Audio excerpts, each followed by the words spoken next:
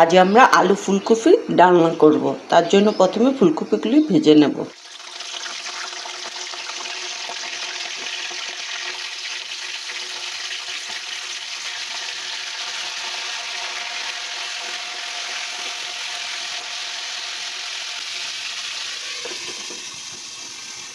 আমাদের এখন ফুলকপিগুলি ভাজা হয়ে গেছে, আমরা উঠিয়ে ফেলবো।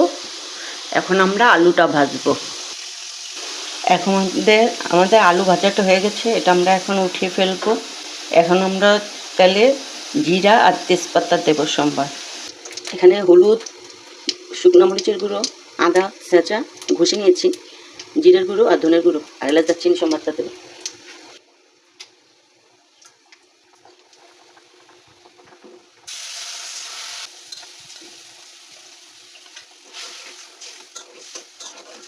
মশলাটা কষানো হয়ে গেছে, এখন আমরা আলু ফুলকপিটা দিয়ে দেব, দিয়ে ভালো করে একটু কষিয়ে নেব।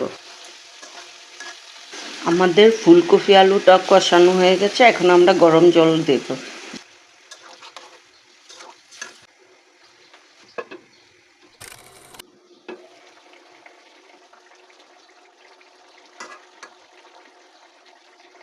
সামান্য একটু লবণ দেব, হাফ চামচ চিনি দেব, আর একটু গরম মশলার গুঁড়ো দেবো, আর একটু ঘি দেবো।